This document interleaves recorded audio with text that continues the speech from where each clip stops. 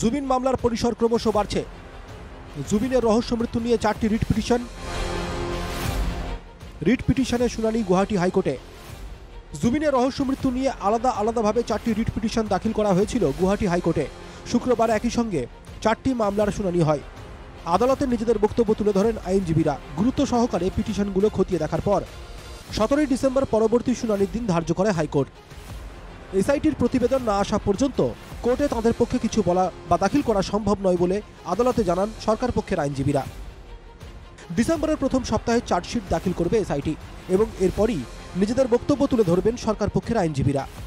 আদালতে এমনটাই জানানো হয়েছে সরকার পক্ষের থেকে। বলা বাহুল্য, শুনানির প্রথম দিন সরকার পক্ষের এই দাবি মেনে নিয়েছে হাইকোর্টও। এসআইটির প্রতিবেদন আসা পর্যন্ত অপেক্ষা করতে রাজি হয়েছে গুয়াহাটি হাইকোর্ট এবং সেইভাবে পরবর্তী শুনানির দিনও ধার্য করা হয়েছে।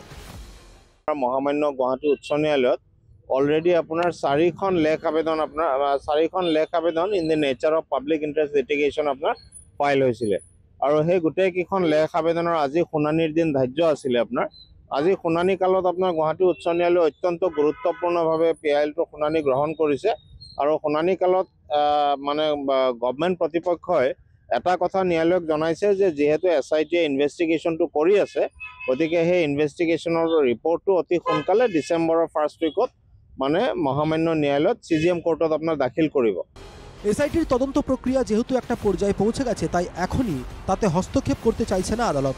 প্রতিবেদনে কি বেরিয়ে আসে প্রথমে সেটা দেখে নিতে চাইছে কোর্ট। যেহেতু ইনভেষ্টিগেশ্যন এটা পৰ্যায়ত পাইছেগে, এইটো কাৰণে আপোনাৰ মহামান্য ন্যায়ালয়ে এতিয়া আজি কোনো ধৰণৰ হস্তক্ষেপ কৰা নাই ইনভেষ্টিগেশ্যনত। গতিকে কৈছে যে কি ৰিপৰ্ট দিব আপোনাৰ মহামান্য আপোনাৰ চিফ জুডিচিয়েল মেজিষ্ট্ৰেটৰ কোৰ্টত সেই ৰিপৰ্টটো পৰ্যবেক্ষণ কৰিব আৰু সেই ৰিপৰ্টটো আগতে দি ল'ব দিছে। গতিকে দি লোৱাৰ পিছত এই গোচৰৰ পৰৱৰ্তী শুনানিৰ দিন অহা 17 ডিচেম্বৰ আপোনাৰ 2025 তাৰিখে আকৌ ধাৰ্য কৰিছে। আপোনাৰ এসআইটির প্রতিবেদনই শেষ কথা নয়, ইতিমধ্যেই সে ইঙ্গিত দিয়েছে গুয়াহাটি হাইকোর্ট।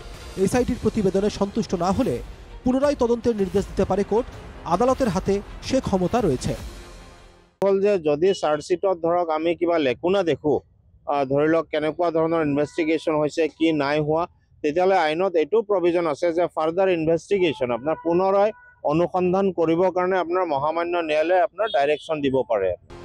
সব মিলিয়ে জুবিন মামলার অভিযুক্তরা যে সহজে ছাড় পেয়ে যাবেন এমন সম্ভাবনা কম।